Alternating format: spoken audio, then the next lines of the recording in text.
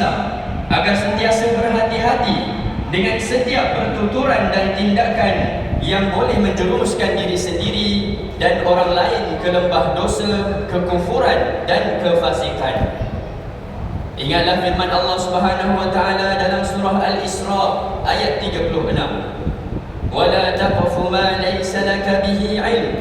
Innas sam'a wal basara wal fuada kullu ulaika kana 'anhu mas'ula.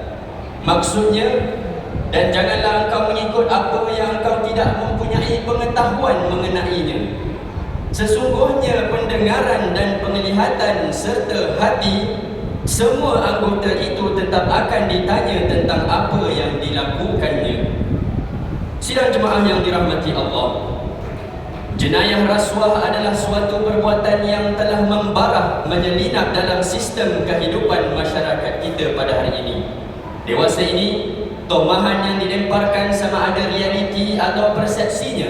Isu-isu rasuah, penyelewengan dan salah guna kuasa dikaitkan dengan politik, sektor perkhidmatan awam, sektor ekonomi, perdagangan, keselamatan dan sebagainya, yang meliputi kesalahan memberi, menawar, menerima suapan, tuntutan palsu, penipuan transaksi dan dokumen untuk kepentingan individu, keluarga dan golongan-golongan tertentu. Inilah bentuk-bentuk kesalahan yang jelas merupakan pengkhianatan terhadap amanah yang diberikan. Sidang jemaah yang dirahmati Allah, sesungguhnya perbuatan rasuah adalah haram di sisi Islam, berdosa besar serta dimurkai oleh Allah Subhanahu wa taala. Hal ini sebagaimana dijelaskan melalui firman Allah Subhanahu wa taala dalam surah Al-Baqarah ayat 188 yang menjadi mukaddimah khutbah tadi, yang bermaksud, janganlah kamu memakan harta antara kamu dengan jalan yang batil, dan janganlah kamu menghulur suapan kepada hakim-hakim ataupun penguasa-penguasa dengan niat untuk mendapatkan sebahagian daripada harta orang lain dengan jalan dosa, padahal kamu mengetahui salahnya. Manakala disebut dalam sepotong hadis yang mengingatkan kita tentang haramnya perbuatan rasuah, diriwayatkan daripada Abdullah bin Amr radhiyallahu anhuma, la'ana Rasulullah sallallahu alaihi wasallam ar-rashi wal murtashi. Maksudnya, Rasulullah sallallahu alaihi wasallam melaknat pemberi dan penerima rasuah.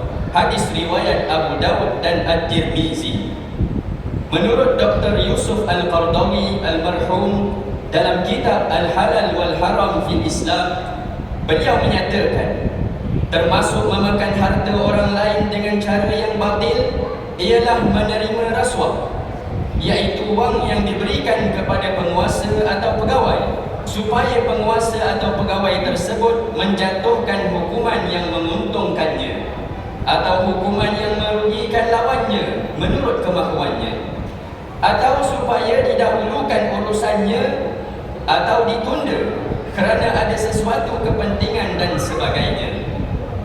Manusia yang sanggup melakukan jenayah rasuah, mereka ini tidak takut akan ancaman dan laknat Allah dan Rasulnya, kerana mereka ini hanya mementingkan diri sendiri, bersifat rakus, tamak, sanggup mendapatkan sesuatu yang bukan hak mereka, sehingga menggadai maruah diri demi memenuhi nafsu mengumpul kekayaan dengan jalan yang salah dan melakukan penganiayaan. Golongan ini sebenarnya telah berlaku zalim terhadap diri sendiri dan orang lain serta mengkhianati amanah yang dipertanggungjawabkan atas bahu-bahu mereka. Rezeki yang diperolehi daripada sumber haram diberikan pula kepada anak, isteri dan ahli keluarga. Maka bagaimanakah hendak melahirkan zuriat yang soleh dan solehah, keluarga yang ada mawaddah dan sakinah? Lebih malang lagi, hilangnya keberkatan dalam rezeki yang diperolehi. Ingatlah peringatan dari baginda sallallahu alaihi wasallam dalam hadis, kullu jasadin nabata min suhdin bannaru aula bih.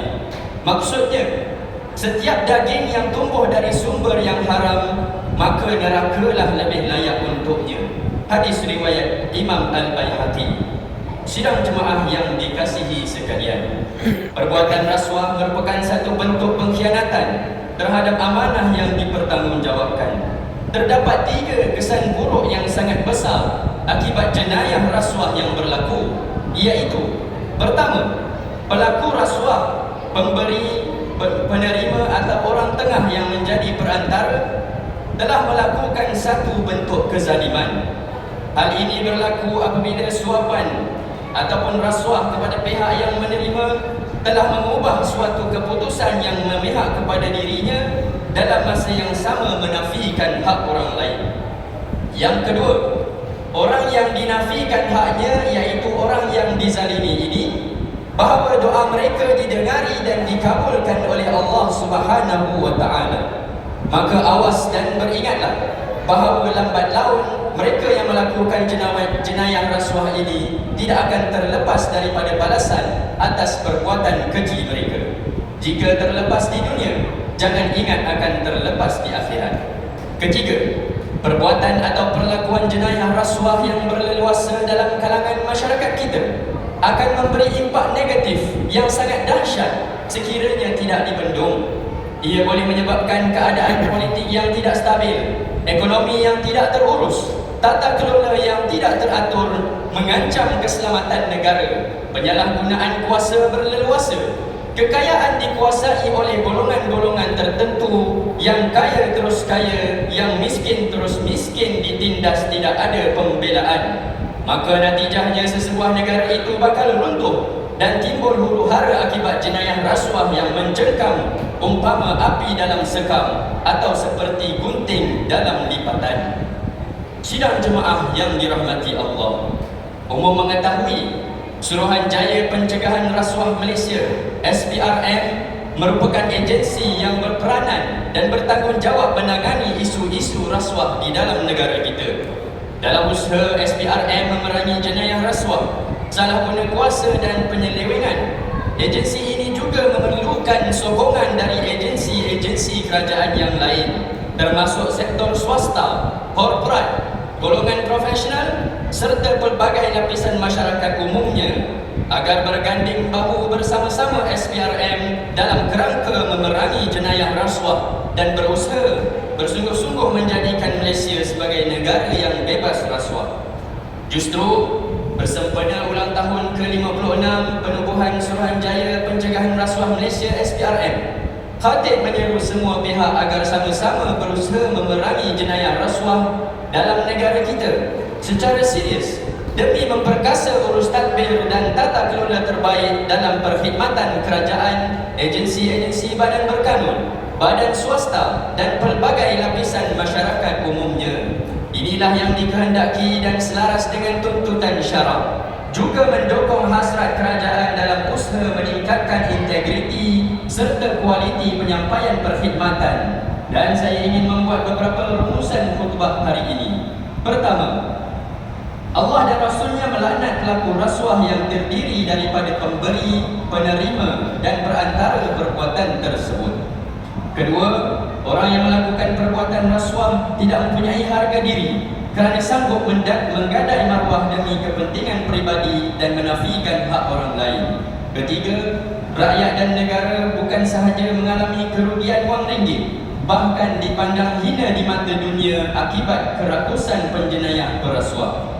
Keempat, akibat rasuah juga ia menghancurkan keadilan dalam sesebuah negara, melahirkan masyarakat yang tiada kemahiran, hasil kerja yang tidak berkualiti, kos pengurusan yang meningkat, tata kelola dan tadbir urus yang lemah dan tidak cekap, pembahagian kekayaan yang tidak seimbang dan sebagainya. Kelima, ingatlah bahawa setiap daging yang tumbuh dari sumber yang haram termasuk rasuah, nerakalah tempatnya. Firman Allah Subhanahu wa taala dalam surah Ali Imran ayat 110.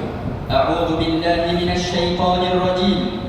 Kuntum khaira ummatin ukhrijat lin-nas ta'muruna bil ma'ruf wa tanhauna 'anil munkar wa tu'minuna billah. Walau amana ahlul kitabi lakana khairan lahum. Minhumul mu'minuna wa aktsaruhumul fasiqun. Maksudnya, kamu umat Islam adalah umat terbaik yang dilahirkan untuk manusia, kerana kamu menyuruh berbuat yang ma'ruf dan mencegah daripada yang mungkar, dan kamu beriman kepada Allah. Sekiranya ahli kitab kepada Allah, tentulah itu lebih baik bagi mereka. Antara mereka ada yang